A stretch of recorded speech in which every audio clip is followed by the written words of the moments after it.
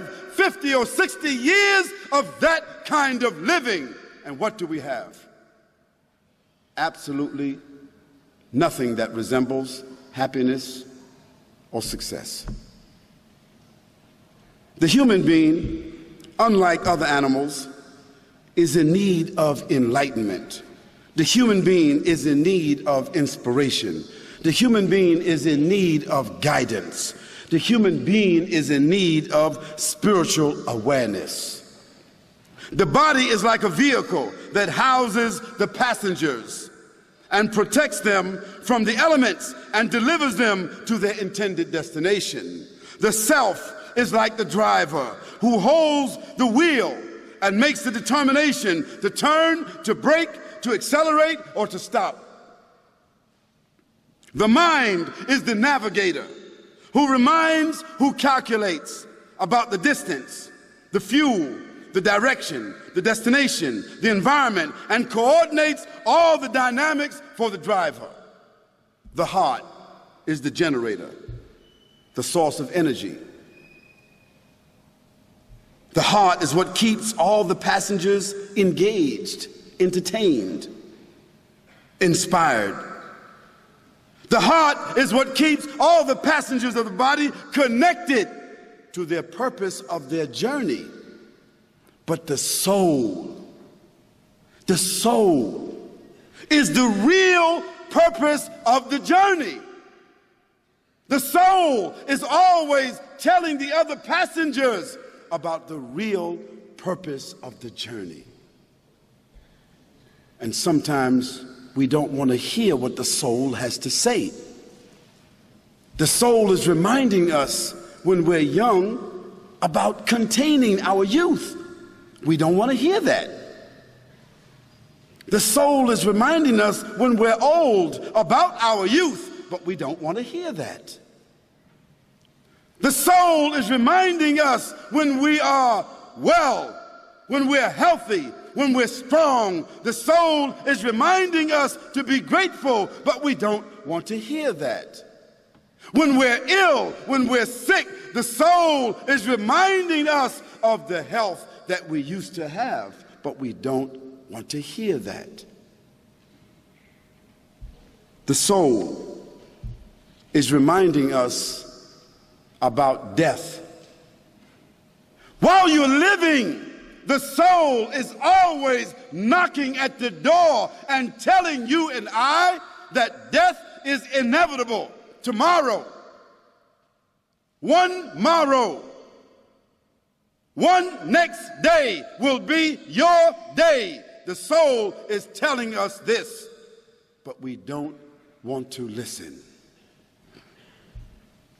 The soul is the conscience, which reminds and drives the passengers. The soul is always irritating us, telling us about its origin, telling us about where it's going to wind up at, always trying to tell us to distinguish the difference between real and unreal. The soul is the supernatural self, which is connected to the unseen elements. The unseen elements of birth, the unseen elements of dreams, the unseen elements of vision, and inevitably, the unseen element of death. The soul is that which enters the body and becomes the person.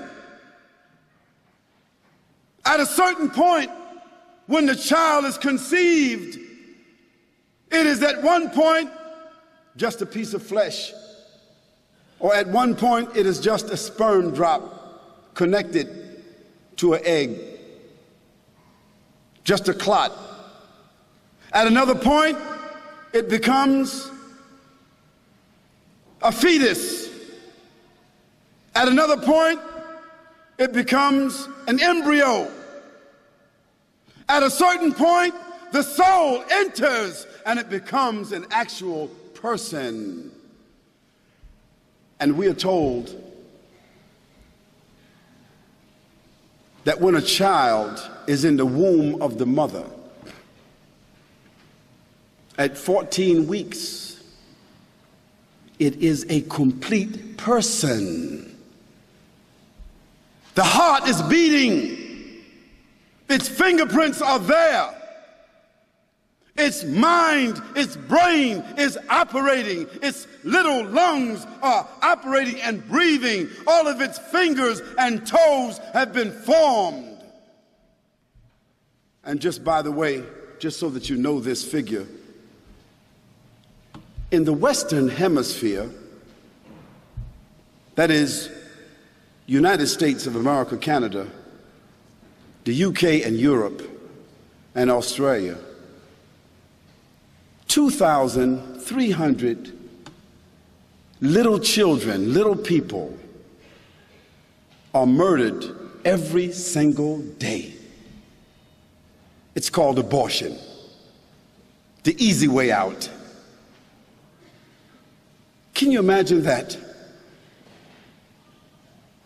In an educated, sophisticated world bent upon success, they are murdering 2,350 little people every single day. Now you divide that by the hour. It means that more than 105 little babies are being slaughtered, aborted every hour. So by the time we finish sitting here, by the time we finish our lecture here in the Western Hemisphere, where people are sophisticated, wealthy, stable, educated, about 250 or 350 little people would have been murdered. But they call that abortion.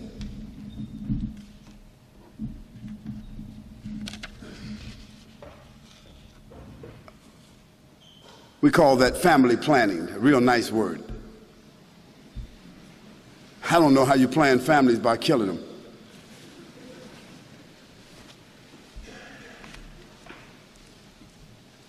That's another subject that we really need to talk about, because I don't know how women, how they live the rest of their lives knowing that they kill the average young lady in the West who is unprincipled, unbridled, unconnected, and without guidance. The average lady in the West, in the course of 20 years, she kills at least 3.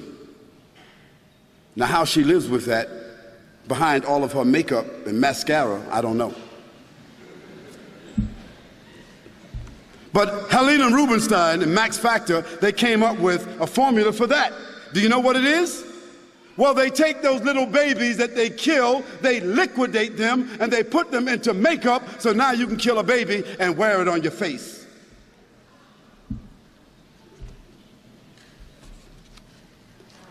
That's economics. The soul is that which enters the body and becomes the person. And the soul is that which leaves the body. So that person is then pronounced dead. And that's when that person loses all their friends, loses all their family, loses all their wealth, and loses all their connection with the world that they worked for all their lives. And guess what? No matter how much that body was loved, in about 2 hours, the loved one's going to get that body out of the house.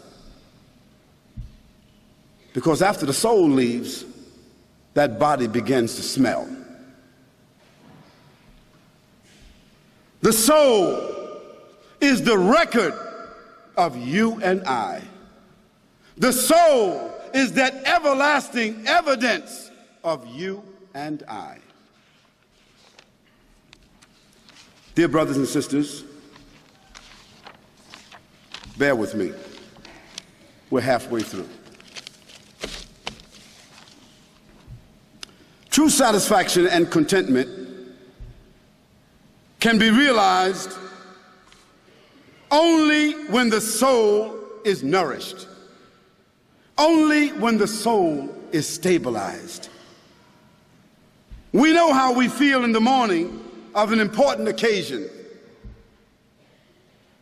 When you have a test, when you have an important appointment, when you have that critical interview, the opening of a special project, you know how you feel. If you are well prepared, you feel rested and you feel confident.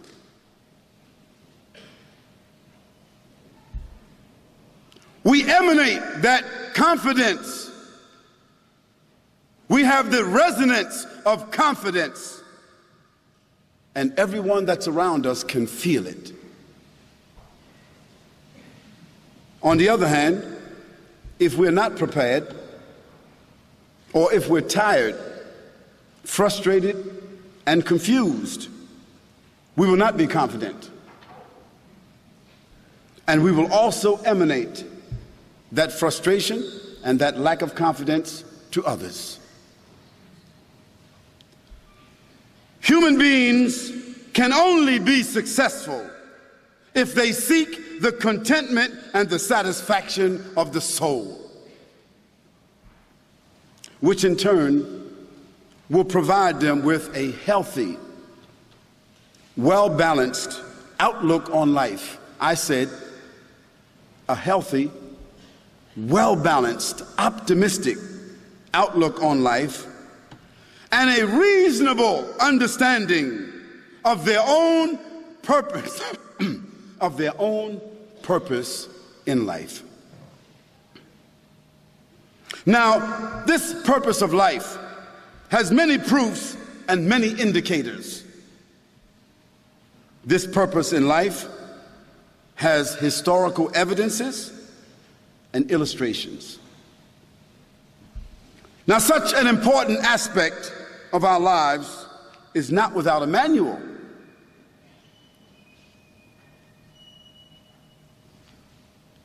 There has to be a manual for life. For everything that you and I possess, all the toys, all the sophisticated instruments that we use in our life, everything has a manual. If you buy a new watch, it comes with a manual. If you buy a new car, it comes with a manual. Thank you, brother. If you buy a new house, it comes with a manual. If you buy a new computer, it comes with a manual. If you get a new wife or husband, it comes with a manual.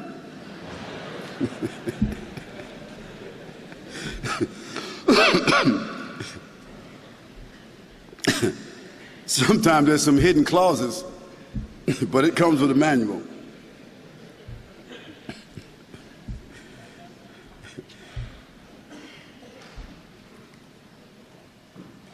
Not only does all the things that we use in life come with a manual. Did I do something?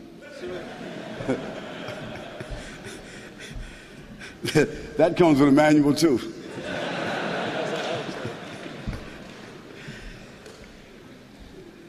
Not only do all the things that we use in life come with a manual, but we expect it.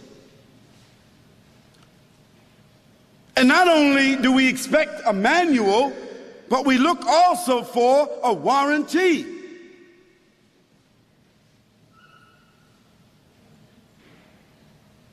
And when we exercise this warranty or this guarantee, we call the company and we ask the company to send out a technician. So with everything that's valuable to us in life, we look for a manual. We look for a warranty.